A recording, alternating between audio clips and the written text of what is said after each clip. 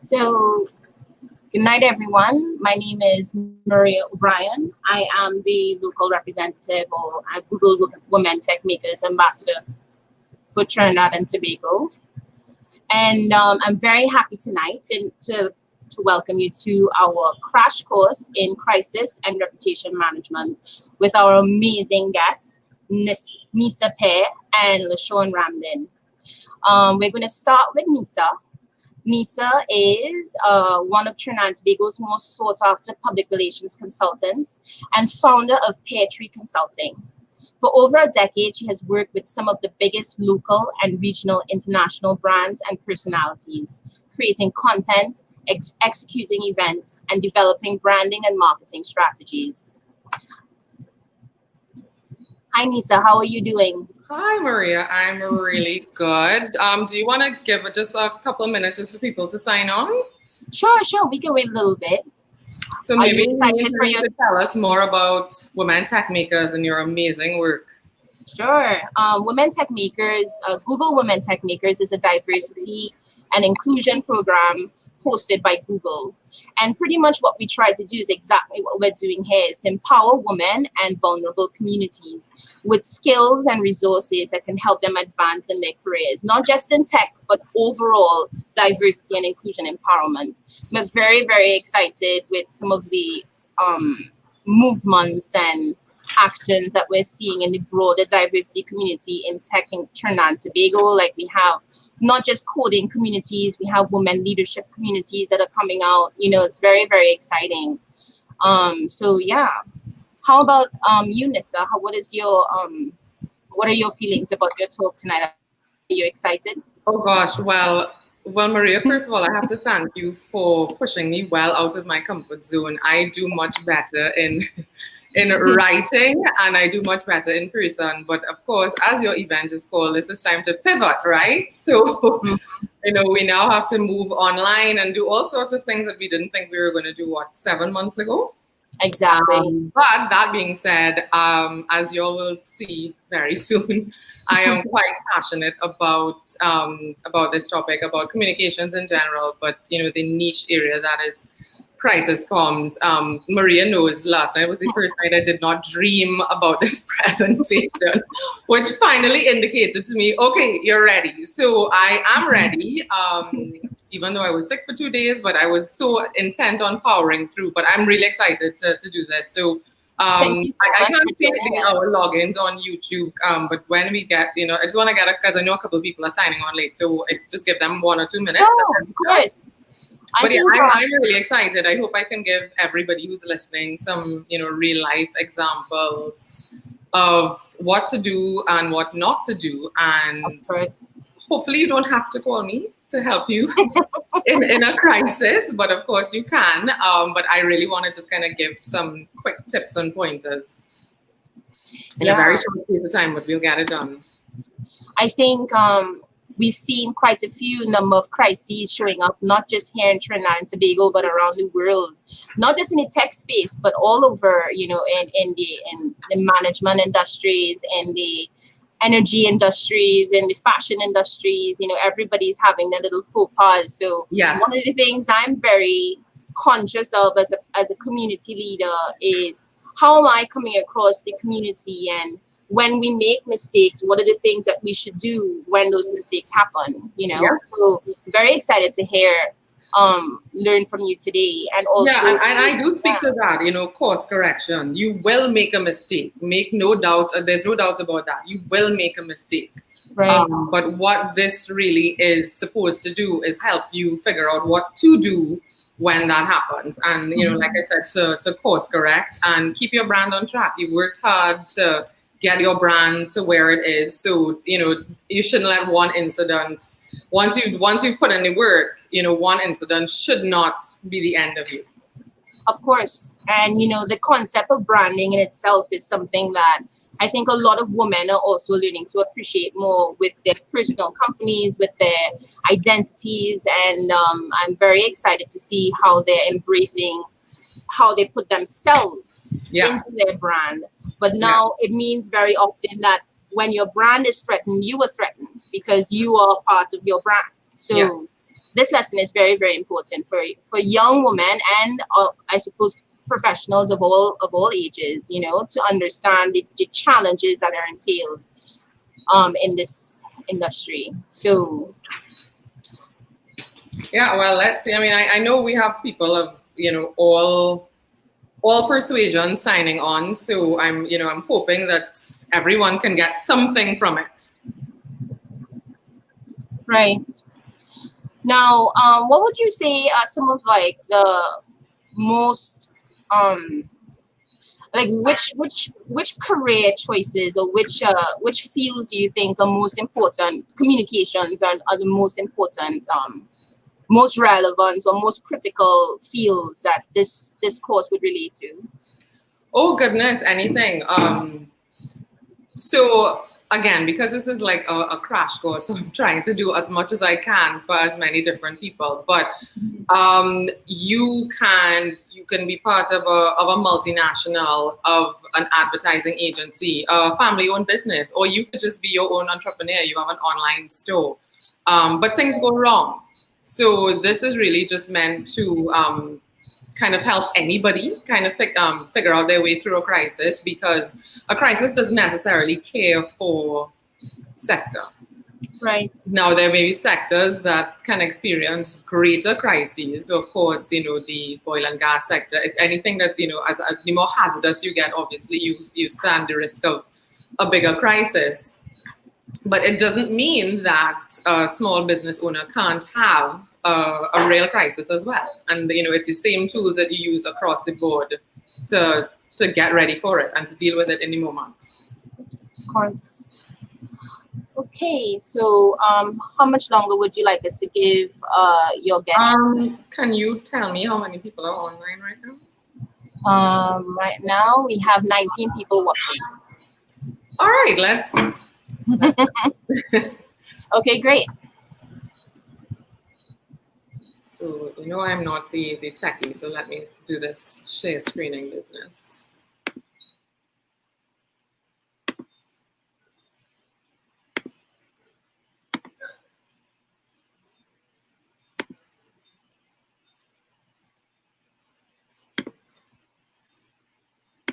All right, Maria, you let me know if you're seeing the whole screen.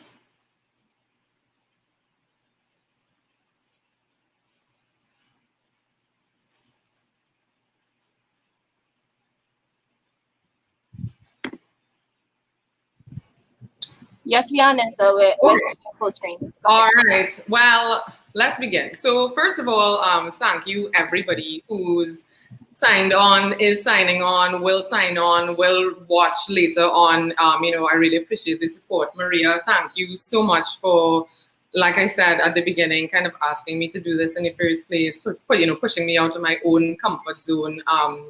Because this is something that, again, I'm really passionate about, and I hope that I'm able to communicate that, and I hope that, you know, you all are able to get something from this. So why did I agree to do this in the first place? Well, if you follow me on social media, you know that I am very vocal about lots of things, but one of them, or a main bugbear for me, is just communication, particularly, you know, government communication, large-scale communication when you're talking about, you know, multinationals, all these different things. And I see a lot of brands and companies and individuals, influencers, even small business owners, you have an online shop, a small restaurant, whatever it is, getting themselves into trouble with their brand when there really is no need to do that. And so many of these things are so easy to fix and remedy, but more importantly, you can stop it before it happens in the first place. So I really wanted to take this opportunity to kind of impart my knowledge on how to do just that. So let's begin. First of all, like most things, beginning, middle, and end, right? In communication or in crisis comms, you do have 3 phases: before, during, and after. Now, the before is really important. In Trinidad and Tobago, we are actually not in the habit of pre-planning. We are a very reactionary society. crisis comms really requires a lot of pre-planning. It's a lot of work. It's a lot of heavy lifting well before a crisis even happens. So the first thing you need to ask yourself, are you ready to put in the hard work? Because if the answer is no, if you're not, you can easily log off right now. I would not be offended. But the truth is, unless you do it, unless you put in this work, you're just not going to be ready. Again, like I said, it is a lengthy process, but it is absolutely worth it. So you're not, whether or not you're an individual, you're part of a company, and you go to your bosses and you say, listen, we need to implement a crisis plan. Lots of business owners, they're not interested in doing the groundwork before, because like I said, there is some heavy lifting, because there's no actual crisis on hand. So they may not see the value of investing and whatnot. But it's your job as a communicator, if you're in the communications sphere, or if you're your own business owner, you have to tell yourself, if I put in this work now, it is going to cost a lot less to do this now versus when I'm actually in crisis mode and I have to salvage my brand, or I have to put in the money to bring in a crisis comms expert or to hire an ad agency or anything like that to repair the brand. Now, this also does not mean living in a state of paranoia, because that's the other end of the spectrum where you get nothing done with your business and your brand and you don't grow. But what it does mean is being in a constant state of readiness. You have to prepare, you have to practice, you have to think of doing a fire drill. Most companies have a fire drill or an earthquake drill. Why? Because you don't know if it's going to happen tomorrow, but the fact is, if you practice, you're in a much better position to respond appropriately if and when it does happen. During the crisis, again, I'm going to walk this through with you. When do you respond and how should you respond? And it's really important to know who should respond. Then I'll quickly dive into after your crisis. Then Lashaun is going to kind of wrap it all up with how you take all of the things that I'm going to give you, all of the tips and tricks on how to translate them into the digital space, which of course, as you know, is really important. And then, if we have time, I'm happy to do a Q&A. Okay, so can you communicate in a crisis? Again, you have to ask yourself, are you really ready? What do you need to put it in place? First of all, like I said, pre-preparation. You have to have a culture of readiness. So whether that's you, if you own a let's say a family restaurant. Again, this talk is not just for people in large organizations. You have a family business, you have a restaurant. Sit down with your family members and the members of this business and say, guys, if, for example, a few years ago, you remember there was an explosion at, El Pecos. I mean, absolute worst case scenario, were they ready to communicate this? If you have, again, let's use a restaurant example, you have a terrible case of salmonella poisoning in your restaurant, are you ready to deal with that? I cannot stress this enough how important it is to pre-plan and pre-prepare. And again, we're going to dig down into how you do that. Communications people, yes, you are usually the ones who front and center, type in the press release, in front of the camera, whatever it is. But part of being ready for crisis comms is knowing that it's not actually about you. This is not about just the communicators. Take, for example, if you are the comms manager on a factory, a beverage factory, and there's some terrible incident, bottles shattered, shards of glass everywhere, and you are meant to come down from your air-conditioned lovely office and have to troubleshoot this thing and talk to media and all these different things. You're not actually going to have a clue what to do if you haven't, from beforehand, you've spoken to the floor managers, the logistics people, all these people who make the factory floor and the factory work come together. You need to understand what they do. So this is not actually just about the communicators. It's a holistic outlook. Training and simulation. Like I said, the same way you have fire drills and earthquake drills, and now we have tsunami drills and all of these things, it's the same thing. The more you practice, the more you simulate, the more if you have a what if question and you have an answer to that what if, the better prepared you are to communicate in a crisis or to handle a crisis.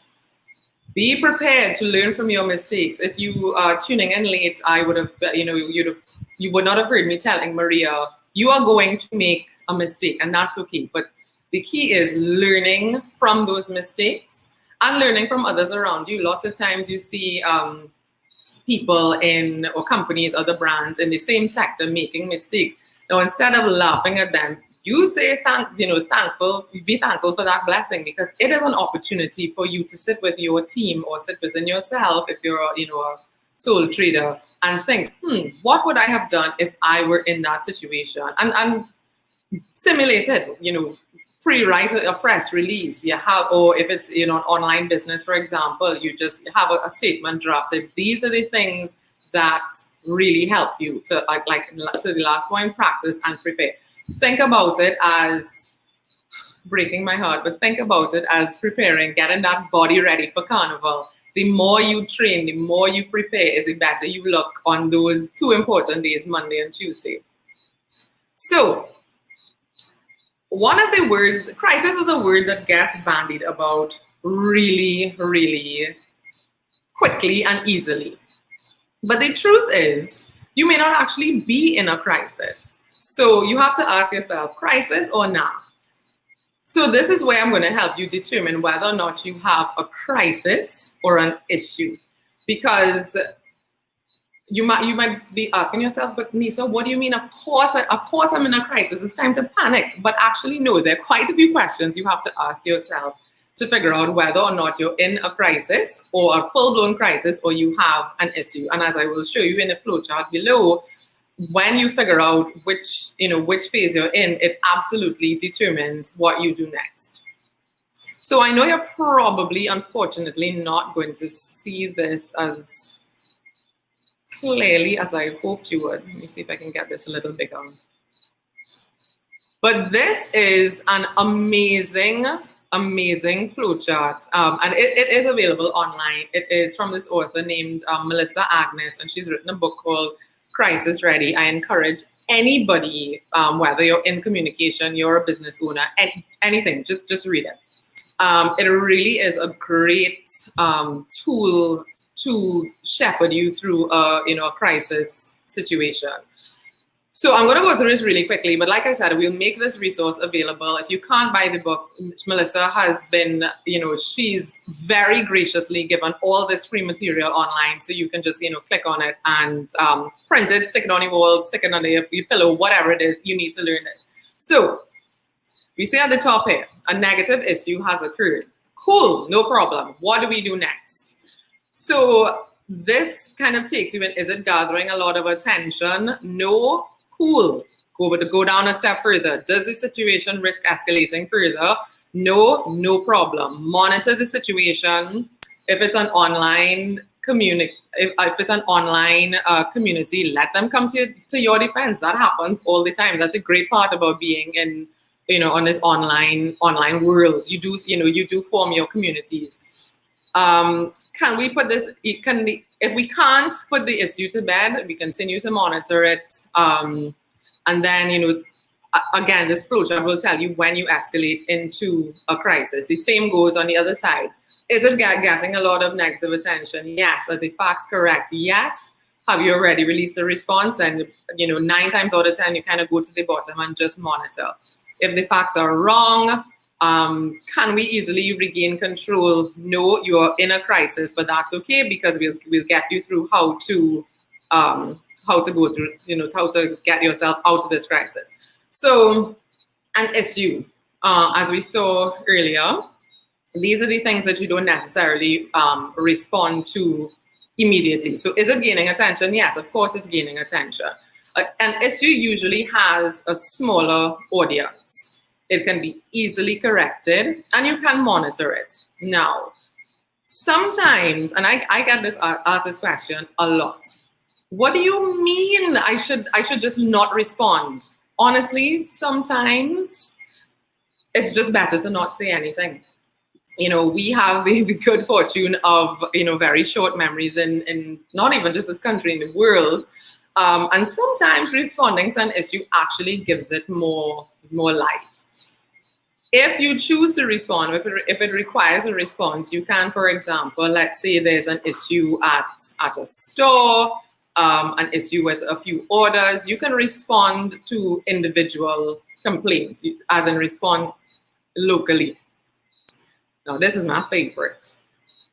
Oh, loss, you're in a crisis. So this actually is an acronym. So LORS, if you are in a crisis, one or all of these elements are being affected. There's a legal element, the operational element, reputational, and your stakeholders. The legal element, do you need to get your lawyers involved? Are you in legal trouble? Do you need to act legally against somebody? That this is a crisis. Again, it all depends on how big the crisis is, how you'll respond, but we'll get to that. But you have to treat anything that falls under these categories as a crisis. Operational, we go back to the beverage factory. You have shards of glass all over the place. You have to shut down your production line. Your operations are affected. This is a crisis because there are so many things that it's a supply chain. So if your operations stop, you have many elements and many moving parts to deal with there. Do you risk reputational damage? If you do, then you are absolutely in a crisis and you need to take the steps to course correct this. Again, we'll dig down into this a little bit lower. And are your stakeholders affected? Do you need to issue a press release? Do you need to get on the phone and call your suppliers? If you have to interact with your stakeholders, yes, in this way, yes, you are in crisis mode, but that's okay because we can get you out of it. So we're going to spend a bit of time on stakeholder communication, which quite honestly is one of my favorites because there's so many moving parts. Now remember we said in order to be really ready to engage in crisis comms, there's a fair amount of planning well before the crisis hits. And a big part of this is your stakeholders. Not just communicating with them, but actually identifying who they are. So let's start first with, well, first of all, you have different kinds of stakeholders. Who are the people in your neighborhood? We could sing a little song. Who are the people in your neighborhood? These are your stakeholders, and you absolutely must it is critical to identify them early on, and you're going to see why. So think of how many times you've read news stories about, let's say, layoffs or some accident. And the very next story that you hear is of these, disgruntled employees who only found out about this when the rest of us did, when it was, in the media. There's a recent example, I can't remember the hotel, but during this, COVID period, and unfortunately, many hotels are facing closure, and companies to this day very much are. The story in the news was X and such hotel being forced to close their doors, etc., etc. Of course, everybody understood that. The next story was of an employee with 30 years tenure who was not only speaking to the media, she was speaking to, it was a group of these employees, all of whom who had found out on their way to work that they no longer had a job. You have now created another crisis because you've forgotten about what I believe is the most important stakeholder, and those are your employees and their families, the internal stakeholders, including people like board members. Your next set of stakeholders are external. They're the ones that you think of immediately. The clients, media, the public, regulatory bodies, all of these people. Are they important to speak to? Absolutely, 100%. But like I said, at least in my estimation, they never trump the internal. That being said, there is a ranking that comes with this. So within determining where your internal and external stakeholders, you also have to determine in a crisis, remember you're in a crisis, who is it most important to speak to, when and how. So you have your list, you create your list, but then you also determine who are we going to speak to first. You can speak to them all, but you have to decide who you're going to speak to first. Now, we're talking about listing all of these stakeholders. It is also really important to make a list of these people and make sure that this list is updated. So you make this list, you check it twice. You meet these stakeholders where they are. So you've identified them as internal, external, you know how, you know their rank, you know who you're speaking to first before the other one, all these great things. But then you also have to think about what is the way that you normally speak to these people. So let's say, you work for a sports company, and you have all these different stakeholders. You have athletes, you have equipment managers, all these different people. But you don't speak to these people the same. You speak to them almost every day, but you don't speak to them the same way. If you're accustomed speaking to your stakeholders via WhatsApp, very casual, all of these things, in a crisis is absolutely not the time to change the way you speak to these people or how you communicate. So in creating your stakeholder list, what you also need to add to that list. So you have your sections. You have internal, external, their rank of importance in terms of when they're going to be communicated to, in what order, and then what is the mode of communication that you're going to use with them. Because again, you don't want to send your supplier who you have a great relationship with, but it's over very casual, but over text and all of these things.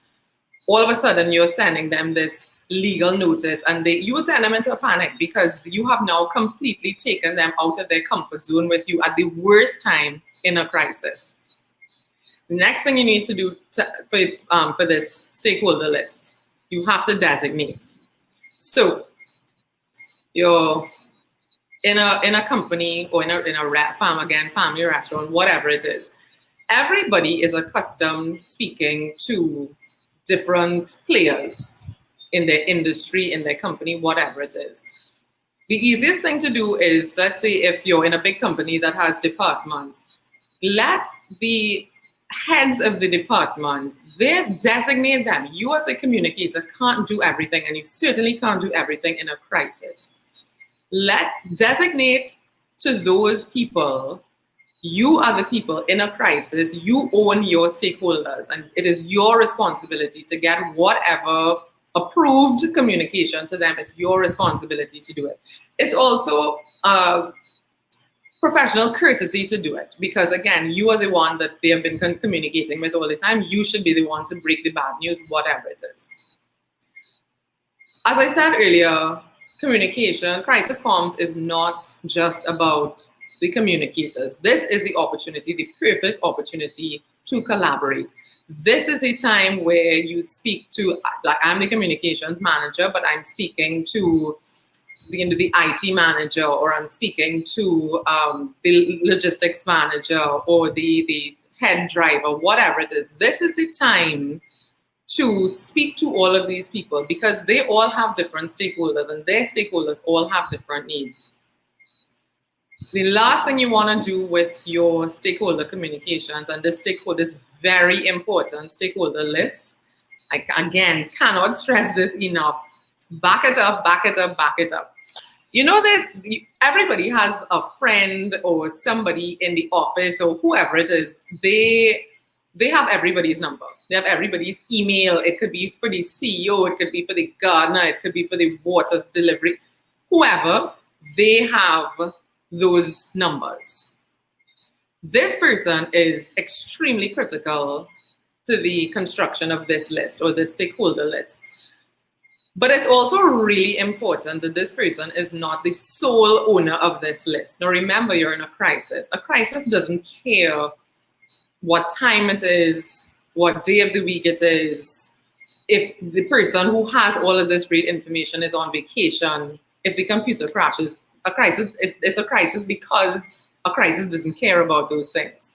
So it's really important to not just have a digital list, a digital stakeholder list with all of the things, all of the elements that we've identified, but you must also have a physical copy continually updated, and it cannot be resident on one person's computer or, you know, in one file cabinet. Because what if the crisis, for example, is a cyber attack?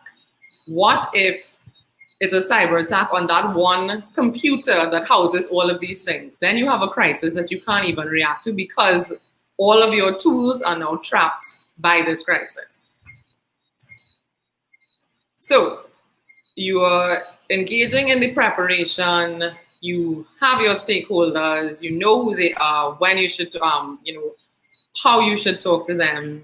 The next question is, okay, cool, when should I respond? I actually think the real question here is, why should you respond? Because what you want to do, all communication should be purpose-driven. But especially in a crisis, you really don't want to talk for talking's sake. You know, you really want to ensure that all of the people who need to get the information they need, they're getting it. And it's not just this frivolous, where, you know, we're having a press conference because, or, you know, we're writing a press release just because we could, but there's no actual substance in it. Now, should you decide to respond, you must actually speak to these.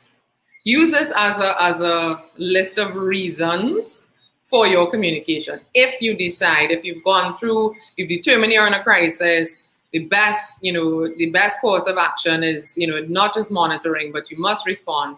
Let these be the reasons that you speak. You want to control your narrative early. Get ahead of this story and in fact make it your story. There's so many times when you know, you see something happening and the media is constantly reporting on this issue, but you've not heard from the company until a day, 2 days, 3 days later, whatever it is. You have lost the opportunity to get ahead of this story because bad news travels fast. And if you haven't, you know, gotten out ahead of it and told your side of the story, with the more and more time that passes, the less and less able you are to do that. If you decide to speak, use this as an opportunity to position your brand, your company, your executive, your restaurant, whatever it is, as the credible source for information.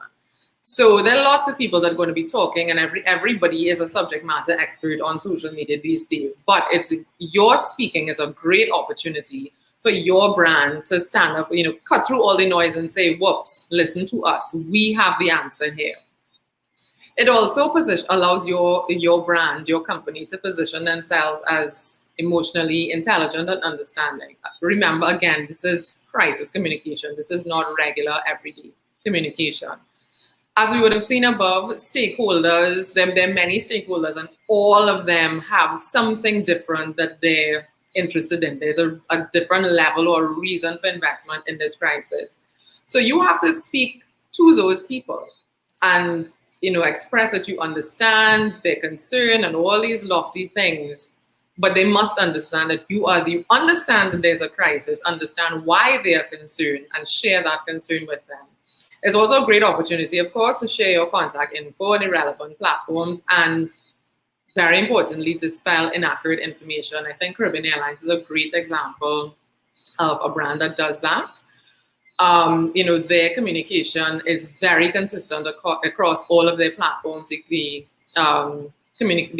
contact information is there, and they are really good at responding in real time on social media. Lastly, if you decide to speak, please be consistent in your messaging, or you actually run the risk of forcing another crisis. I will give you an example that we've seen in the last week.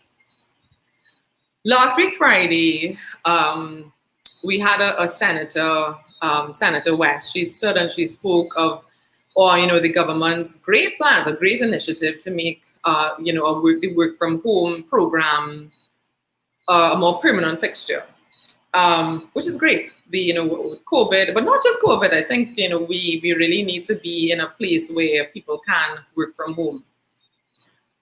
The government, as the largest employer in the country, or they have everybody on their roster, all these different ministries, but a lot of these people are also parents.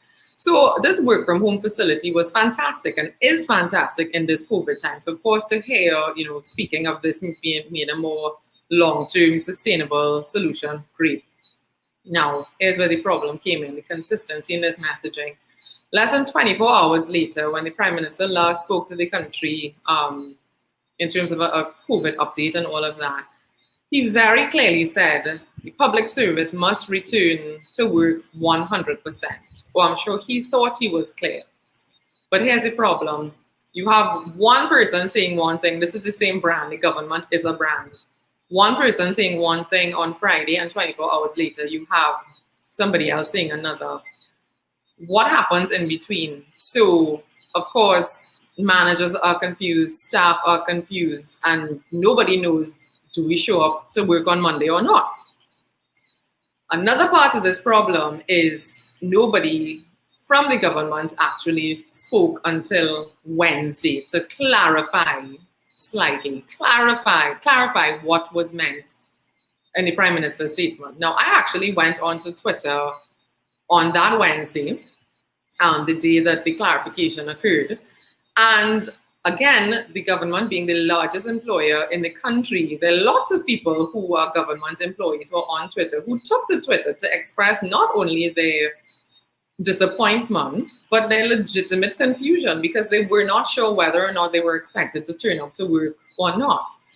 So what you had was something that was meant to be a great announcement for the country that ended up causing a crisis because you now have, as we would have seen above, you have an issue or you have a disruption to your operation. You have a disruption to your reputation. So that caused its own crisis. So, who you've prepared, you've done some of the background work, you've identified your stakeholders, you're in a crisis, and you've decided you want to speak. So the next question is, who should speak? So, as we said before, all communication must be purpose-driven, all of it.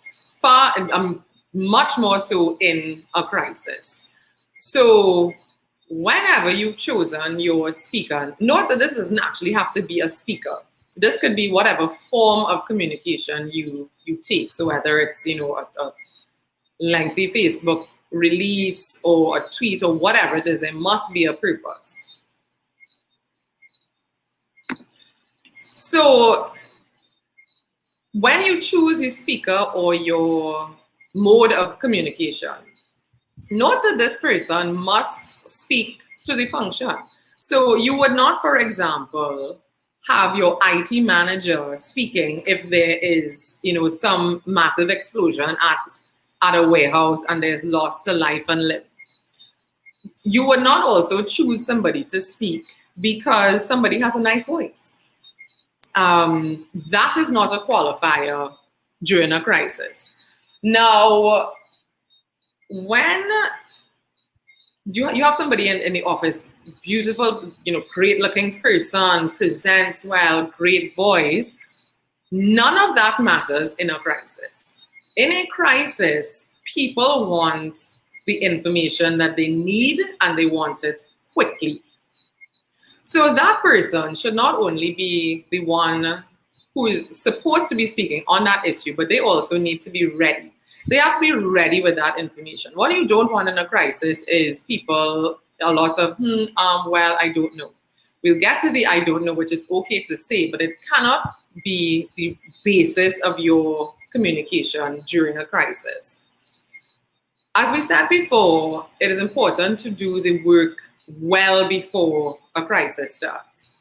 And a lot of that is in anticipating questions and issues and have those answers when you are communicating. So you immediately answer to those questions. Not only do you seem ready and knowledgeable, but you're also empathetic because you knew that these questions were coming. So, oh yes, no problem. Here's the answer already.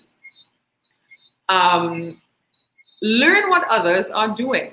So again, this goes to the collaborative effort that is crisis comms. let's say I am the spokesperson for Coca-Cola, and there was some tampering to the formula, and I am the one chosen because of the way we've structured our crisis plan. I am the person designated to speak. But because I'm not a scientist, so if our crisis plan does not permit the scientist to speak and I'm speaking, I need to go learn what that scientist is doing, what the team is doing, what happened, how are we course correcting. That being said, there are some times when you don't know, particularly when you respond immediately. Sometimes, a lot of times really, you don't actually have all of the information you need immediately. Note that it is okay to say, I don't know. It's all a matter of how you say, I don't know. I'm not aware of that, or I don't have that information right now, but I'm happy to find the information for you and get back to you. Don't make up alternative facts. Thanks, Kellyanne Conway, for that. Don't make it up if you don't know, because that will come to light eventually. The governments actually do a very good job at this. So if you look at the post-cabinet press conferences, you don't have the whole cabinet at your disposal. What you do have is a handful of ministers who can speak to issues that are under their line ministry. But it's also the opportunity for the media to ask. This is the government, so you can ask any question that the government should know. And there are many times when line ministers simply don't know, but they do the right thing, which is saying, I don't know. However, I will defer to the line minister responsible for that, or I will get back to you, or please contact the line minister. It's okay to say you don't know, but it's even better to provide a solution. Always have a plan B. Just like and this is specific. I'm specifically talking to a plan B speaker. Just like it's important to have a backup of your stakeholder list, it's also backup to have, when appropriate, an alternate speaker. Again, if you're in a crisis doesn't care if you are on vacation, not in the country, you have a stomach bug. That doesn't matter, because you're in a crisis and somebody needs to speak. So again, when appropriate, have an alternate speaker. So we're almost done, guys. So what do you even say? The short answer is the truth. Even if your truth, there are limitations. Even if you have to say, I cannot answer this for legal reasons. This is an ongoing investigation, so we cannot comment because we don't want to hamper the investigation. There is no place in 2020 for no comment. There is just no excuse for it. There's always something you can say, even if it's a holding statement that's 2 lines saying that you are aware of something. You know that this happened, you've launched the investigation, and you're committing to providing answers as soon as you can. Now, don't make promises that you can't keep. If you have committed in a crisis, or at any time, but particularly in a crisis, if you have committed to providing answers as soon as you can, you must keep that promise. Why? Because if you don't, 2 things happen. 1, it's still an issue that goes unanswered. So what you're allowing is somebody else to, again, tell your story, which, we spoke about that earlier on, where if you decide to speak, this is one of the points of speaking, that you get to tell your story. So if you don't provide an answer to whatever issue that you may not have the answer for immediately, you open that door for somebody else to tell that story. Not keeping the promise of providing an answer also positions you, particularly in a crisis, as ill-prepared and dishonest. And you really don't want to make a bigger crisis out of the crisis that you have with this now, continued hits to your reputation about being dishonest and if we can't trust them and all of these different things.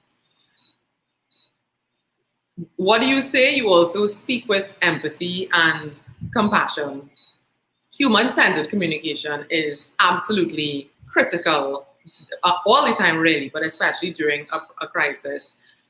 It would help everyone to put yourself in their shoes. Why is this person so upset? What can we do to alleviate this? Speak with empathy and compassion. If you were in there, in that position, what would you have liked to hear? What else do you say? You acknowledge. You must don't gaslight your stakeholders. Absolutely acknowledge.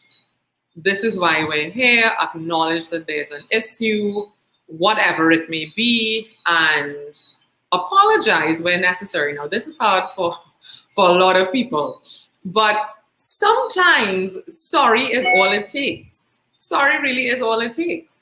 And sometimes it really is much better than this lengthy press release and all these different things, because sometimes some people just want to hear sorry. Course correct. When you've chosen to speak, when you've gotten to the point of, we've realized, what has happened, we've launched investigation, you have to commit and actually do it. You must course correct. How can we ensure that whatever this crisis is not going to happen again? Language. Okay, so this is really important as well. I will quote, what should we call her? She's a local internet sensation. If you're accustomed to speaking to your stakeholders, whoever they are, if you're accustomed saying, and they are accustomed hearing you say, jalopino, a crisis is not the time to talk about white truffle. Because you're in a crisis, people don't know what's going on. They're looking to you for answers. They're looking to you for, to remedy whatever it is. And all of a sudden, you are using language that they've never heard before. And it makes you look like you're not the one who's actually speaking. So why should I listen to you? Because that, using language that you're not accustomed to, damages the last point, which is your ability to be sincere. How many times have we seen, people, either they do a video apology or a Facebook post or whatever it is, and you kind of roll your eyes and you're like, no, because you know if somebody is not sincere. So it really is in your best interest to be sincere whenever you do choose to communicate. And we're at the end, you guys, after this storm. So you've done all of this. You've identified your stakeholders. You've determined whether or not you're in a crisis. You've decided to speak to them. You're speaking with empathy. You're getting back to everybody. Praise the Lord, the crisis is over. No, it's not. There's one more piece of this puzzle, and that is after this storm. So this is where you ask your W questions. So let's start. What happened really? What really happened? And I'm not talking about, the big bacchanal version where this one hears something and no, this is the other story. No, this is a time where you come together again in a collaborative way and you really figured out what happened. What was this crisis? The next thing you have to do is find out who was really affected.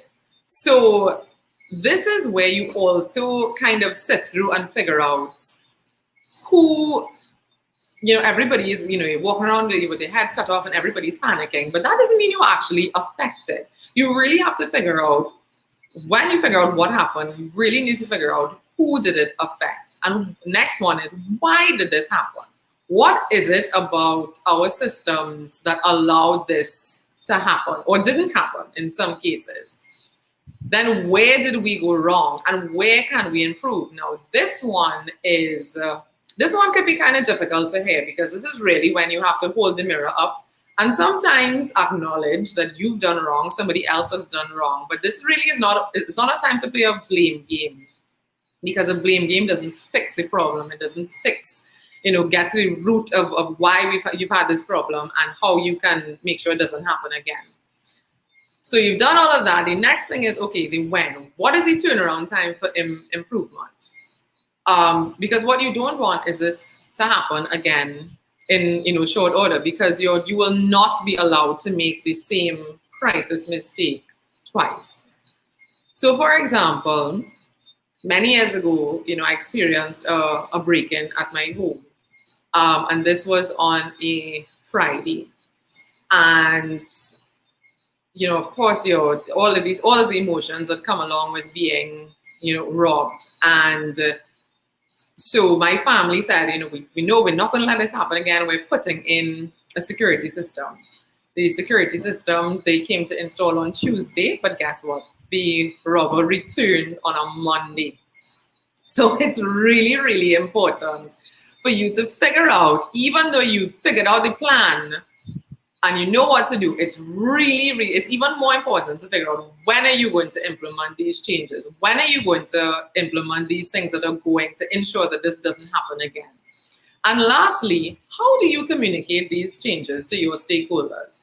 Now, none of this is going to matter. All of these great ideas and the plans, and we've had the diversity training and this and that.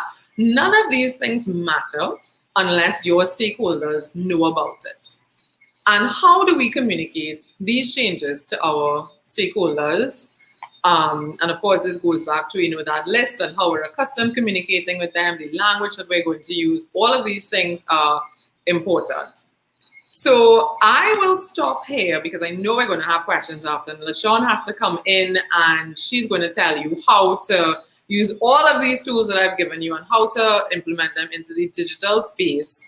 So I really hope that you all got something out of this. And lastly, I just want to leave you with one quote from Winston Churchill. Actually, it's been attributed to quite a few people, but Churchill most famously: never let a good crisis go to waste. Let me tell you all, it sounds almost sadistic, but there is lesson and opportunity in crisis.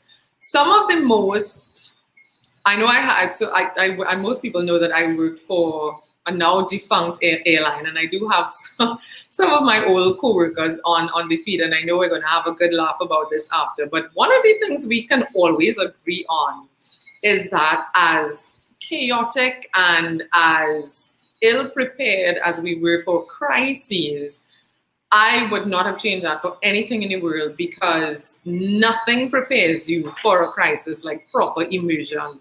So would I do it again? No. Would I, if I could rewrite my own history and scratch that off, would I do that too? No, I wouldn't either, because I learned so much and I did not let that crisis go to waste, or any of the crises that I've experienced, whether it's with an athlete or with an event or anything like that, because there's no teacher like experience.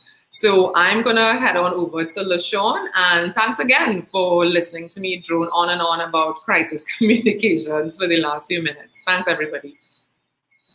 Thank you, Nyssa, very much for your presentation.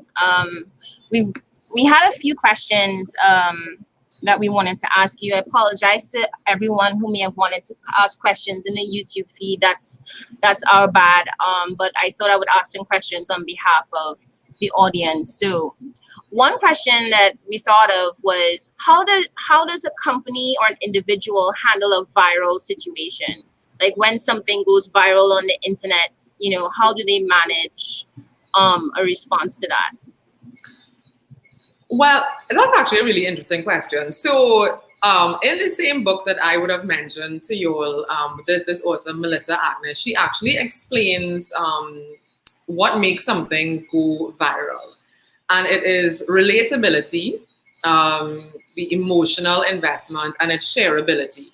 So if your incident has hit any of those 3 points, it's probably going to go viral.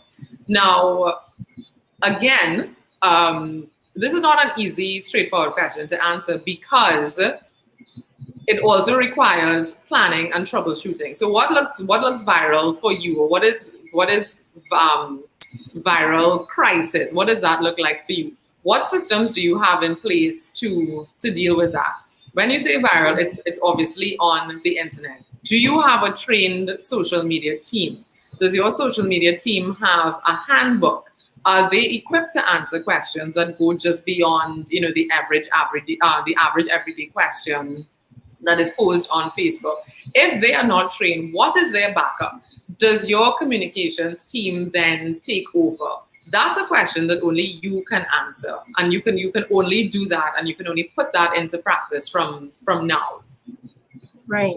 And from your presentation, one of my questions was, you mentioned being sincere when people communicate or when they choose to communicate. What is the best way for a brand or an individual to apologize? Like, we've seen a few different types of apologies. We see video apologies, but which way is more sincere and communicates more authenticity? Again, that is 100% dependent on the brand, the way in which you're accustomed communicating with your stakeholders, and quite honestly, the severity of the situation. So you will have incidents where somebody chooses to address something and it's a whole press conference, and at the end of it, you're like, this could have been an email. Yeah. But then you also have situations where people choose to respond via email or via press release, and you're left with people clamoring because they're like, we need more than this. So you need to really figure out which level of crisis that you're on, and then have a corresponding way to respond to that. In terms of sincerity, don't talk the talk if you can't walk the walk. And I'll give you one example of Starbucks. So maybe about 2 years ago, perhaps last year, who remembers anymore? Because what is time in 2020? But I remember it was on my birthday, because all Starbucks across the US, they all closed, which is a huge deal in and of itself. And, a huge, it's a hit in terms of finances for all Starbucks to close on the same day. But the executives realized, yeah, we'll take a hit on that one day, but why did they close? They closed for diversity and sensitivity training, because about a week or two before, an African-American male customer was in there having his coffee and was, asked to leave. The staff members called the police, and it was a whole thing, because he was a customer and there was no reason why, and everybody sits in Starbucks and kind of does whatever. So they decided to close and have their diversity and inclusion training on May 29th, that's my birthday, of whatever year that was, either last year or the year before. In comes the Black Lives Matter movement and the upsurge of support and understanding of the movement. So what happens? Starbucks employees, people of color, decided that they would wear on the job, they're allowed to wear all these different pins and whatever. And they decided that they chose to wear BLM pins or whatever it was on their uniform, as they were allowed to do with any other pins. And then they were told by Starbucks headquarters that that was not allowed. So this is what I mean about being sincere as well.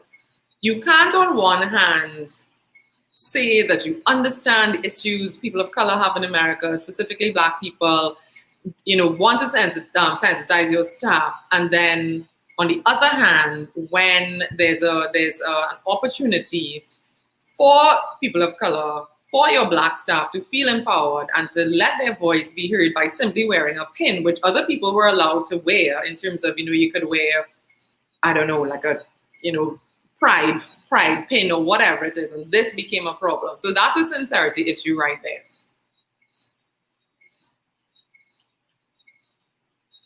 Maria, I can't hear you. Thank you so much, Nyssa, for answering those questions. I'm going to save a last question for both you and Lashaun at the end of her presentation. Lashaun, welcome. Oh, you're muted as well. Thank you, Nyssa. Yeah. Hi, Lashaun. Okay. How are you doing tonight? Hi. Great. So we're gonna jump Lashaun is going to be leading our session. Oh, sorry about that. So Lashaun Ramdin is the CEO of Ramdin Consultancy, and she is a digital marketing and sales professional who works with top-tier companies to entrepreneurs to help them grow their brand in a digital landscape. After spending 14 years in the sales and marketing industry, she knows what truly drives conversions and builds customer loyalty. Now, what's not inside of that bio is Lashaun's rather substantial experience in the media industry, both with Loop and Digicel and Trinidad Express. I think, Lashaun, you're bringing quite a lot of experience to this conversation. So I'm going to take it over to you now. Okay, great. We're gonna jump right in. Let me share.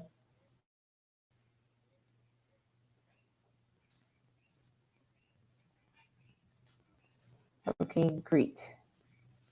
So we'll be talking about reputation management in a digital world. Now more than ever, there is nothing more important or powerful than a good reputation, especially online. Think about your shopping habits online. You may read a review about something you're feeling to buy, and that enables you to trust the business. Then you spend about 13 minutes or so before you make a purchasing decision online. So for me, I put things in my cart and then I shop around. I go and look around and see what it is and if there's anybody else that's selling that I can trust that I can get this item, right? And that's before I even commit to purchase. These habits show how important it is to build and maintain a positive online presence. That said, building a reputation is increasingly difficult in a world with social media platforms, review sites, and live video options that allow customers to share their opinions with millions of people with just a few clicks. While a positive viral post can draw attention to your company at its best, the online community can just as quickly showcase your brand at its roots.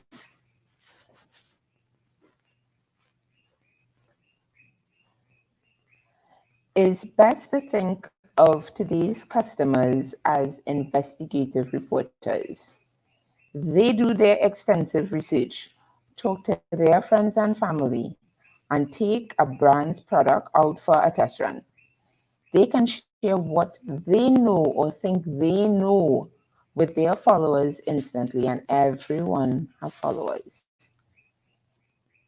Through the vast reach of social media, anyone can be an influencer, and companies should treat all customers accordingly. With these realities in mind, let's discuss some tips to ensure your reputation helps you and your enterprise instead of harming them.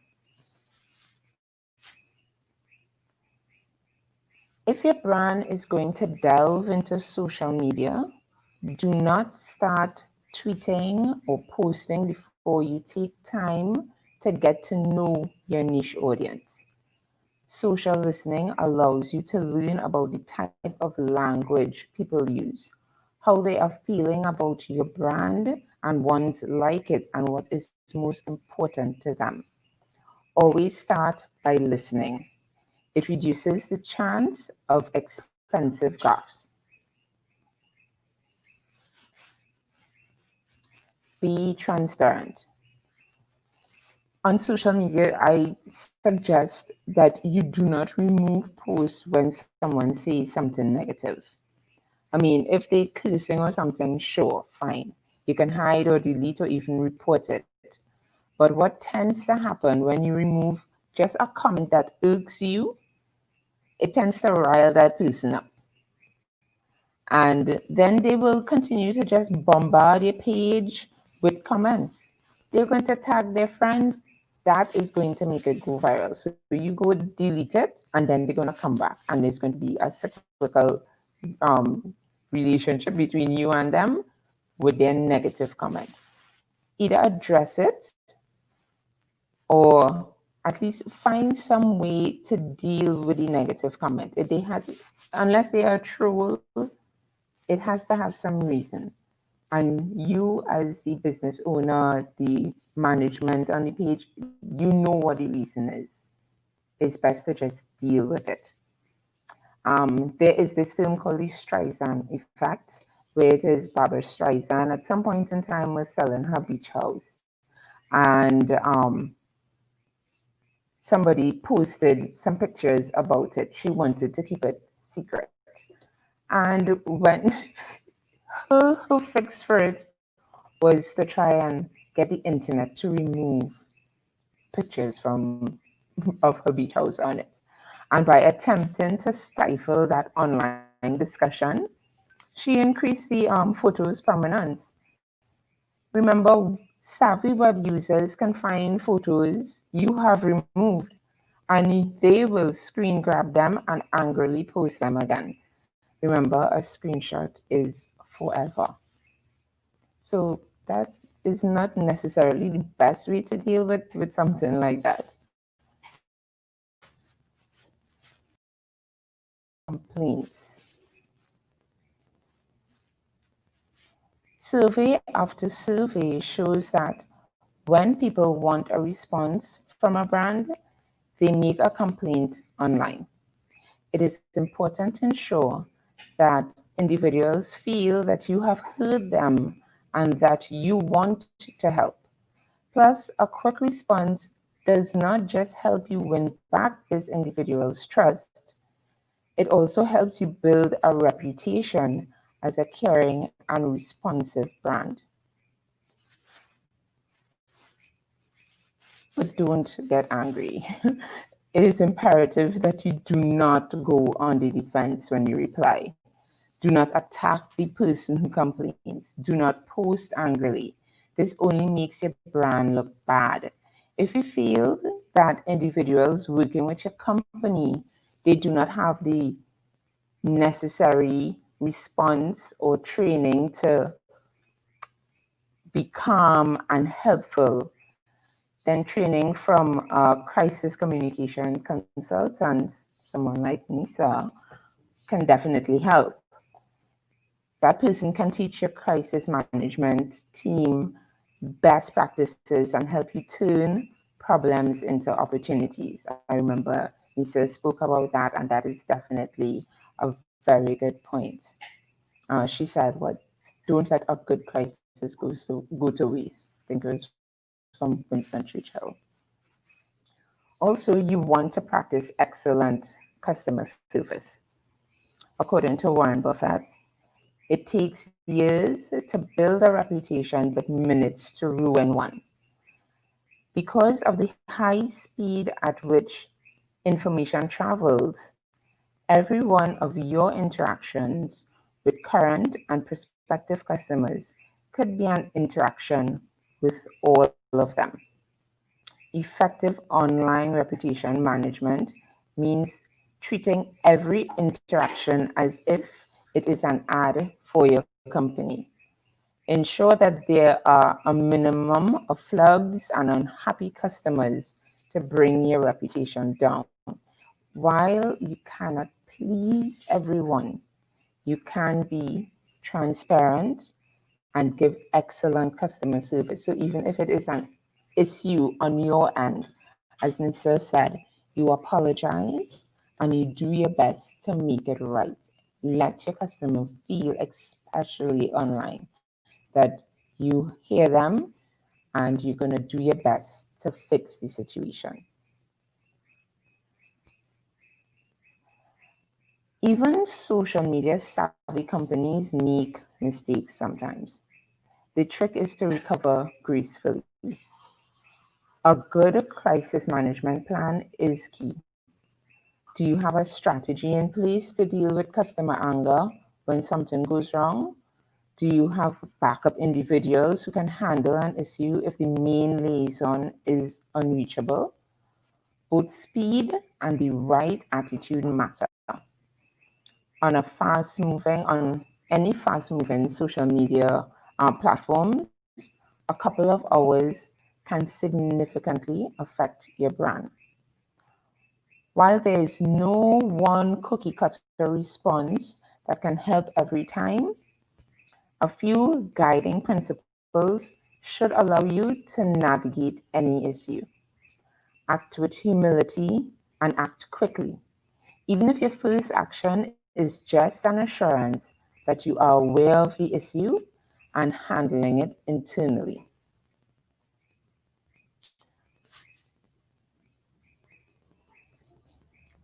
Participate regularly on the channels where your customers are likely to be. This can mean for Instagram, which is a lifestyle for a lifestyle brand, LinkedIn for B2B, or any other platform that fits your client's demographic.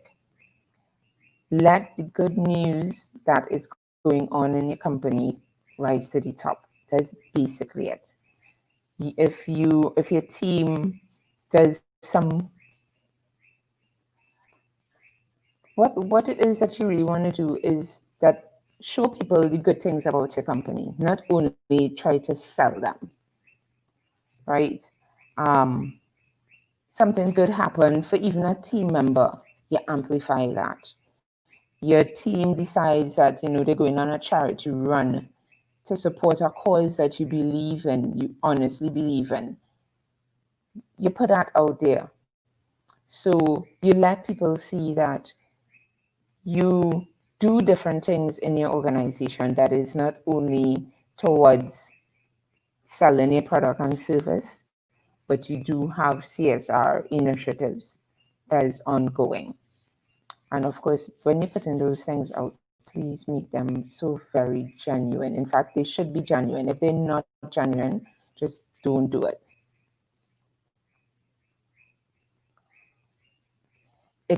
It is easier for everyone to do the right things online if they know the rules of the road. Make a list of policies and hold meetings so that workers are clear about what they can and what they cannot say.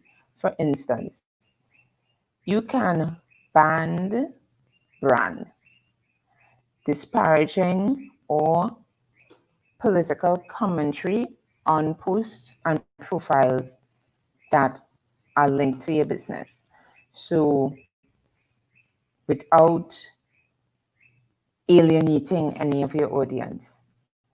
You don't want to, your personal belief in terms of political or religious topics really should not be on your brand page. That is your personal thing. You can put it on your personal stuff. Even though at this point in time, your personal page and your brand page is literally one. Because you cannot say on one hand, something negative or on your personal page, and then on your brand page you have a totally different tone. People will see through that and they will still get angry. So if on your brand page you're not going to talk about a particular topic, I strongly suggest, if you are especially a small business, in fact any business, but especially for a small business, you cannot then say that you support that same topic on your personal page. It will not look good. However, when you're doing this, be sure to consult human resources if you're a bigger company, and legal to ensure that you're on a safe path. So when you're banning certain things that can't be said on your company pages, that you have the support and of legal and HR to ensure that you don't cross any barriers or human resource barriers with your staff.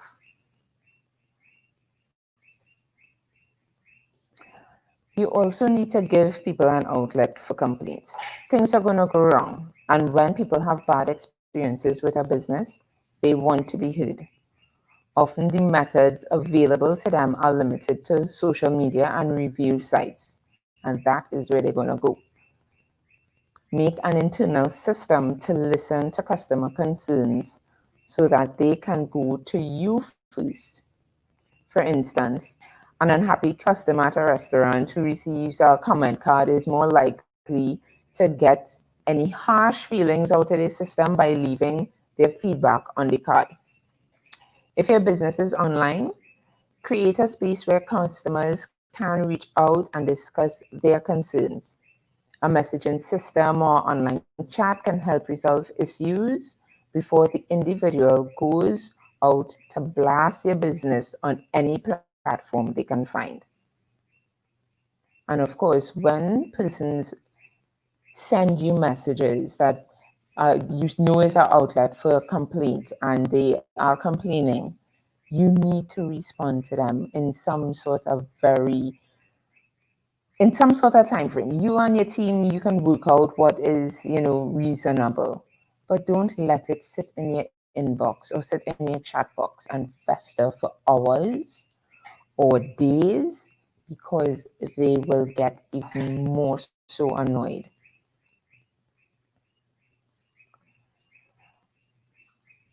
Now more than ever, it is vital to be aware of how your business is perceived in the online community. By watching how people talk and doing what you can to make things right, you can enjoy a better reputation online. Careful reputation management does not just protect you from negative comments, it can also improve your business profile and help you continue to thrive.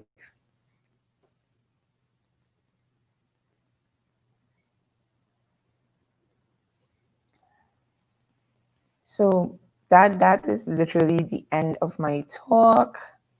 Thank you very much, everyone. And I switch it over to Maria.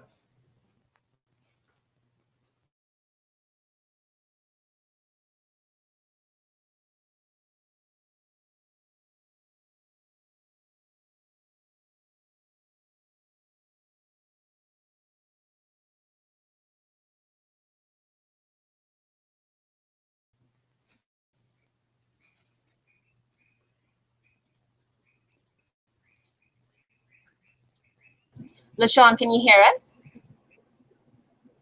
Yeah. Yes. Okay, great. So I know that Nyssa had some questions. I'm gonna bring her into the stream. Hi, Nyssa. Hello. This is my favorite part of doing virtual events now, the after discussion. So Nyssa had some questions. Nyssa, do you want to ask them yourself? Yeah, sure. So the first one is, what are the plans for business continuity when a crisis hits? In the examples of Starlight Drugs or Ramsaran. So for the non-local people who are watching, these are two brands that had to deal with racist comments from their principals. So what are the plans for business continuity? Unfortunately, there's no plaster for racism unless there is, or perceived racism, unless there is a genuine commitment to, first of all, acknowledge the behavior, apologize for it, acknowledge where, and acknowledge why people would have felt hurt, and take corrective action. Now, in these two cases, neither of these principals appeared to be truly sorry. Sure. And that's fine. You are well within your right to be racist, and people are well within their right to, withhold their patronage of your business. So in terms of business continuity, for both these companies, it was business as usual. But there was absolutely reputational damage in terms of, withholding support and boycott and whatnot.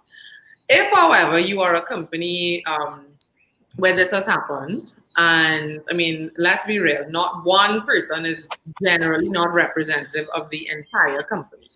So if this has happened and the company as a whole realizes, wait a minute, or says, wait a minute, this is not who we are, and take action to, in this case, I would say remove the offending person as your commitment and your show of understanding of how serious, this issue is.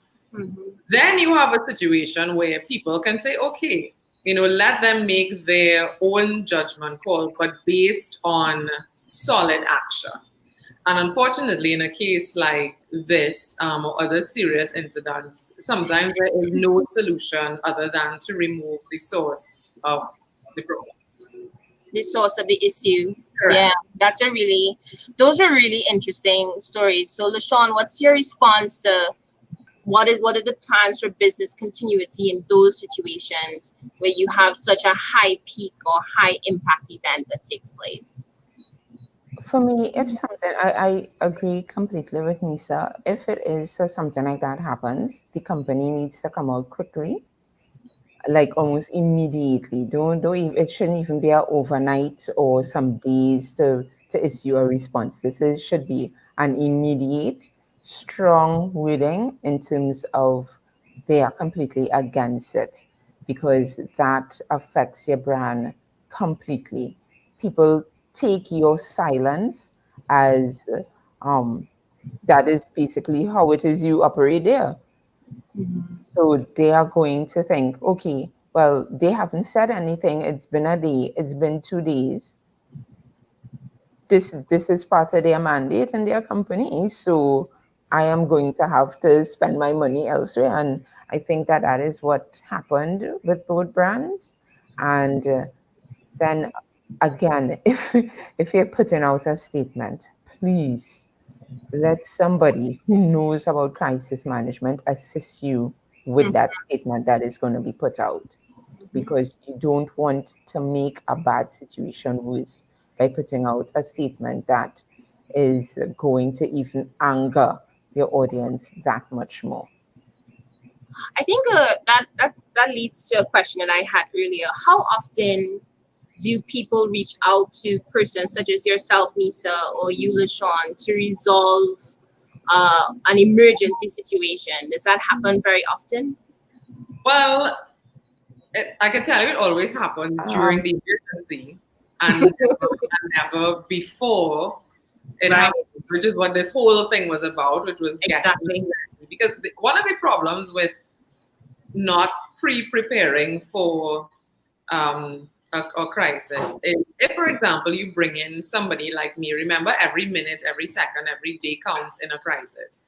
So if you were to bring on mhm. somebody like myself or LaShawn who has no institutional knowledge of the company, we now have to spend time asking questions Yeah, that could have been answered before had there been this kind of concerted effort to be crisis ready beforehand.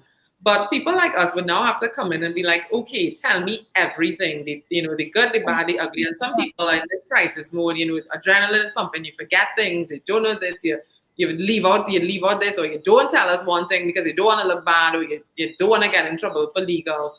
There's only so much people like us can help in the moment. And unfortunately, it's also going to cost a company more in yes, because now we can people like us rightly, because in a crisis, if you hire me for a crisis, I literally have to drop everything else that I'm doing and focus squarely exactly. on you. And this is not just me spending 20 minutes to an hour writing a press release or a statement. I now have to go and speak to the principals, find out what happened. Let me see, the transcripts of what's happening online. What have you put out so far? Like, there's a lot of things that I will have to do beforehand before I can even produce this document or this plan that you want me to. I'm sure in LaShawn's case, she would, that she'd speak about. She would have to, from a digital perspective, go online and sit down and read through the Yes. comments and see what's happening and kind of audit the situation. And that takes time. And another thing, when it is that you have a crisis, and of course, in this day and age, your crisis is going to happen online.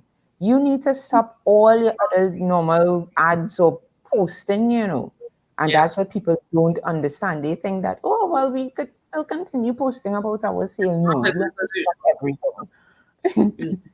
Have to stop everything and focus on getting this right. And Nisa is right. We have to then sit down and try to understand your backstory. Because when we go and we put out information and we don't quite understand what happened in the past, because things like that may have happened before, and then we put out a statement and we don't fully understand what happened in the past, it makes us look bad. In fact, it might do more damage. Yeah. So it takes time to get it together, and therefore you should have a plan first. A plan first. So when something happens, you put that plan in action, you call in your crisis management team, and we already know, okay, so this is the plan we're going to implement, and we go ahead and we could get it done quicker than if it is that we jump in with we don't know what's going on besides what we saw, and then have to understand the whole backstory and move forward with you. Yeah, and to a point that Lashaun said, if we come in the middle of a crisis, we also don't know the history. This could have happened before. And as I would have said in my presentation, you're not allowed to make the same mistake twice. So if we come in and you don't give us all the information, we don't know that, this has happened before. And we say, we will take steps to ensure that this never happens again. This is what we put in our communication, whether it's digitally, a press release, whatever. And we don't know that this has happened before. This makes your brand look phenomenally bad. Because if it's happened before, you've not done anything, and it's not obvious that you've not done anything to make sure that it doesn't happen again. And you're now basically, giving us these empty promises that you're going to put something in place. Why didn't you do that before? But for people like us, without being armed with this information beforehand, or some sort of historical context of the company, the culture, and the events that happened before, we can help. We absolutely can help. And make no mistake about that. But it's more likely than not going to be the best service that you need at the time when you need it most, which is in a crisis. Right. So I wanted to ask a question regarding both of your experiences when it comes to advice on how you can what advice would you give to a young professional right now in your field when they're working inside of an institution? Now, a lot of us who work in public service and in private and corporate right now may have leadership that don't necessarily seem to be moving with the times, whether it be from a diversity and inclusion perspective. Like what type of training would you advise would be important for a team to have to really have to use a word that Nyssa used earlier, a very human-centered approach to how they communicate? Like, what type of training would you advise a young professional or professional in this field to have right now, if they don't have it already? Well, first of all, unfortunately, I know, as I would have mentioned before, we are just not we are a reactionary society. So in a lot of times we will absolutely encounter workplaces where people are like, crisis communication, what's that? And we have a communications manager already, which is, as by now I hope you've realized these are two very different things. But there are, tons of online resources. The link that I shared, that diagram, I think it's really helpful. That website, melissaagnes.com. There are lots of people that have made these resources available. What I can also suggest is, even if your company, your ministry, and this was actually a question somebody did ask that I was going to answer as well. So I'm glad you brought it up. Do it anyway. Because when the crisis happens, you want to be in a position where you're like, well, actually, and you have that moment and you can present a document or plan that you can implement quickly. Because unfortunately, some people only see the value of things, in real time. But what it also allows is you to get that practice. Practice makes perfect. Especially in crisis mode, you have adrenaline pumping, your phone ringing off the hook, your 100 WhatsApps. You need the practice. So even if you don't have the buy-in from your company, your PS, your line minister, whoever it is, honestly, I would find the time and chip away at it every day. So even if it is the stakeholder list, go to every department, find out who the department head is, start work with them to build your covert crisis plan, because it's only going to benefit you in the end as an employee, as a communicator, as a person that they're going to look to in crisis. But it also helps you as a professional, because these are tools that you have developed on your own that you can then take wherever your journey takes you next. I would also add to that, absolutely do it on your own. And there are a number of online resources to just give you like a quick overview of how to handle crisis management at digital scale, even just for your Facebook page or Instagram or whatever, just for you to understand what are the do's and don'ts. And it takes maybe about 6 hours of your time. You split it up and you get it done. And it kind of guides you, especially I would say if you're a communications professional, because as Nyssa said, comms and crisis comes with different aspects in that field. So you're a communications professional and you know certain things. It's not going to take you that long to learn the digital aspect of it and how best to add to your communications knowledge of the do's and don'ts. Just make some time and get it done. Yeah. Right. Okay, guys. Well, thank you so much for joining us. One more question, Maria. Oh, okay. Yes, please bring it on. There's just one, and it's something that's very current. So I think I should deal with it, and it's actually in the digital space as well. So Lashaun, feel free to jump in. What are your thoughts on Answer McCall's hack and how they're dealing with it? So first, for those of you who are still watching an hour and a half later, first of all, thanks for still being here. So for those of you who don't know,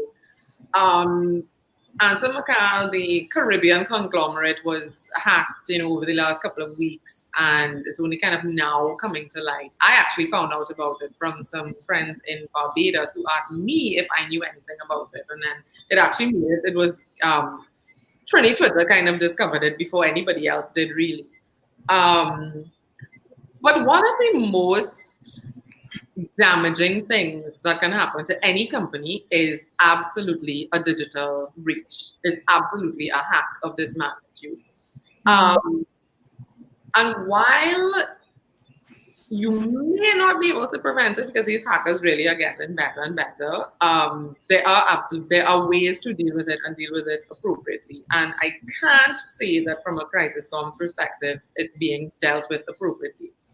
Because again, you're dealing with a serious breach. ANSA is a huge, widespread organization. But let's take one of the companies, for example, Tatil. Tatil is an insurer. So Tatil literally handles their clients' most sensitive data, including about illness and all of these different things, accidents, all of these things.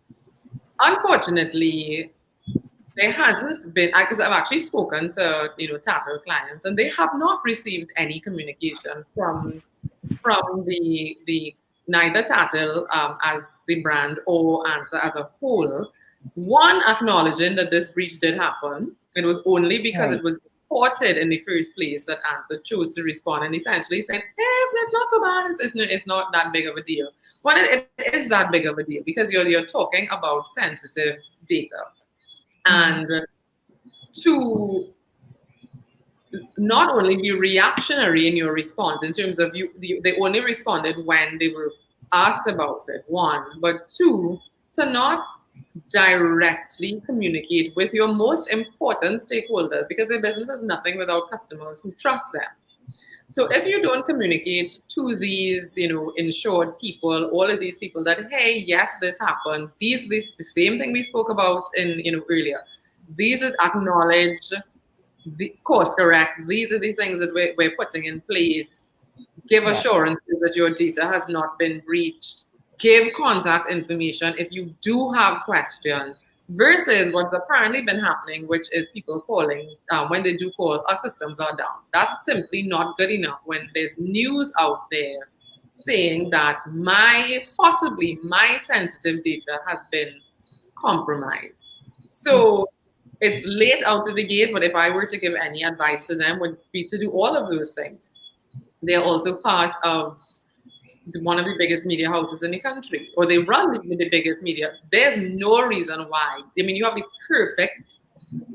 perfect route to controlling your story, a center spreader, a press release, a advertorial, whatever it is. But more importantly, you need to tell these customers and future customers that yes, it happened. We've got this. We acknowledge it. We know you're concerned. Explain why there's no cause for concern. But if you still want to ask questions, here is a hotline, is a phone number, is an email, whatever it is. I would, if I could recommend anything to them, it would be to set that up immediately. Right. Wow. Lashaun, do you have any? We saw some facial expressions, Lashaun. I actually knew. I knew like 2 hours after they got hacked, because the hackers put it out on Twitter, and they weren't afraid to screenshot, and they had the names, people's PDFs, they had the information just out there. Answer said nothing. In fact, they tagged them because they don't care. They tagged you and you said nothing. And I was reading, I was like, so you're not going to say nothing? I mean, you're tagged. I mean, you're seeing it. Yeah. You would have seen it. You said nothing. I saw it. And nobody said nothing. But the other thing too is, Lashaun, that their Twitter account is pretty much dead. Because I checked, because I was like, I have to see what these people are saying. They haven't tweeted since 2019. Yes. But we also have a really reactive community as well. So even if it was dead, somebody would have like told them, hey, this is happening. Somebody would have. But again, to Nyssa's point in terms of their social being dead, you still own it. It exists. It's still alive. Yeah. Exactly. So any comments and any tweets or mentions of your brand, somebody is seeing it. It is now almost 3 weeks this has happened. What messaging that went out to reassure your customers that you are taking this seriously. This is your customers' information. Yeah. What are you doing? And remember, we're just talking about one company in one country. Remember, this is a Caribbean-wide conglomerate. So you have loads of different, and maybe, I don't know if maybe they think, well, if we are quiet and we don't say anything, it will blow over. Or people would say, oh, well, it's just Tattle in Trinidad. It's not the US. benefit of the Caribbean, but Trinidad in particular, not being a very tech savvy community. So, for example, I always say, if people really understood what happened with Cambridge Analytica, for example, we would have been, we would have taken to the streets. But the fact is, we're just not there yet. I mean, look at, now force people to go online. I don't know how the people who have policies in Tattle don't have pitchforks in front of their building. Yeah, because they don't understand the severity of a data breach. Yeah, I think also you're seeing a few more companies popping up that are specializing in privacy management and privacy, policy design, etc. Because the knowledgeability around privacy, even with my smaller enterprise clients, you have people not really understanding the dangers of not following international privacy protocols. It only comes up when you bring it up. The client doesn't bring it up. You bring it up like, hey, do you guys have a privacy policy with the information that you might be gathering? Do you have an internal privacy policy with your company's information, with your employees? And very often they don't. A lot of these companies don't have one. And if they do have one, it's not an active part of how they communicate internally and externally. So, guys, this was a really great discussion. I wanted to know if there was any last words you wanted to say for our audience when it comes to managing a crisis before you go, and how people can reach you. Go ahead, Lashaun. You go first.